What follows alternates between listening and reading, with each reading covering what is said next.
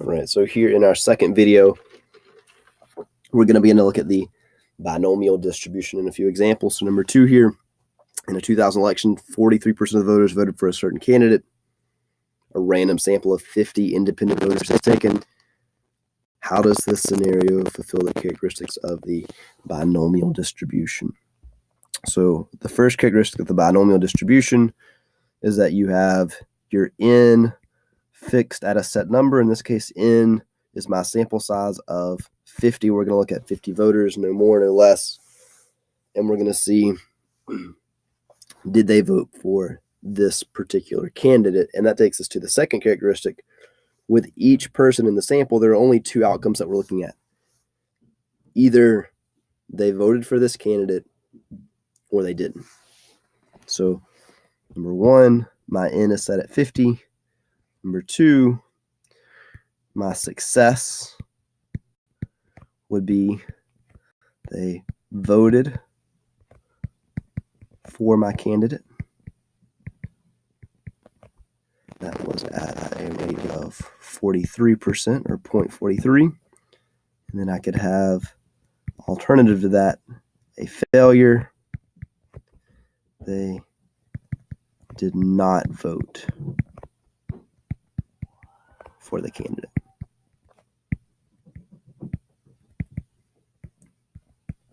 And that would be at 57%.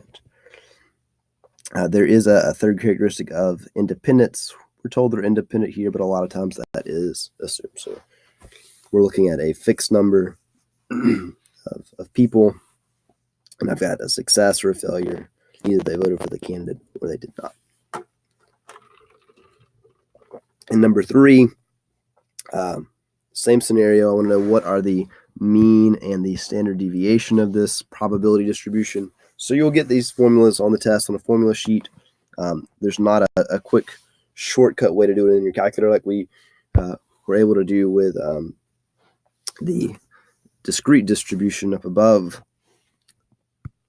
The mean is just n times p. Sigma is the square root of npq. So my mean would be 50 for my n. It's my sample size. We said right here n was 50. And p is the probability of success. Well, that's 0.43. So my calculator, 50 times 0.43 gives me a mean of 21.5. Sigma will be the square root of 50 times 0.43 for the n times 0.57 for the q. So p is your success rate. That was at 43%. Q is your failure rate. So 43% of people voted for the candidate. 57% did not. So we'll hit second x squared for my square root. 50 times 0.43 times 0.57.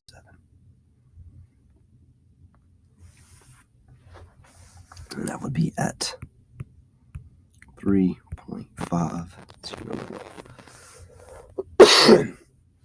So in a random sample of 50 people, I would expect an average of 21.5 or 21 or 22 people to have voted for this candidate. But that typically varies by about 3.5 people. So, go down by 3.5, you're at 18. Go up by 3.5, you're at 25. So most samples would have between 18 and 25 people voting this candidate. If we flip to the next page, we'll start to make some calculations. So number 4, same scenario. What is the probability that exactly 17 out of 50 independent voters voted for this candidate?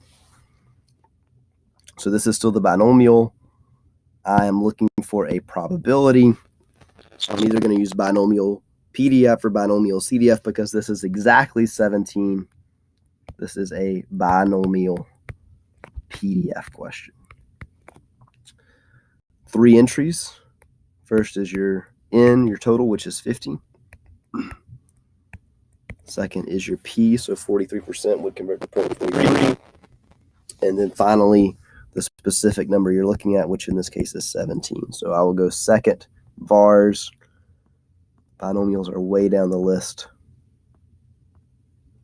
Binomial PF 50, comma, 43, comma, 17. And I get 0.0508. Or about 5% chance. Number 5, still in the binomial distribution, a new scenario though. A randomly selected family has 6 children. What is the probability that 4 or more of the children are boys? Assume the probability of a boy and girl are equally likely and independent. Note that this is binomial because we have our fixed number. N is the number of children that the family is going to have. And with each child, there are only 2 possibilities, either a boy or a girl. They're equally likely, so we're at a 50-50 shot.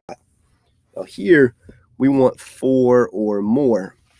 So it's not binomial PDF because it's not an exact number, but it's multiple possibilities. So they want 4 or 5 or 6 boys. Multiple possibilities. So thinking about my distribution, you'd have a probability for 0 boys, for 1 boy, for 2 boys, all the way up to the maximum, the fixed number of 6. Now, I want 4, 5, 6. So this is the section that I want. But binomial CDF doesn't walk up the curve. It can only walk down the curve. So what I could do is I could find the lower side for 0 and 1 and 2 and 3 and then take it away from 100% or 1. So my calculation will become 1 minus binomial CDF my N is 6. My probability of a boy is at 50%. And so I could walk down from 3 to 1. I could find that probability and then just take away from 1 or 100%. So I'll say 1 minus second VARs binomial CDF 6, comma, 0.50, comma, 3.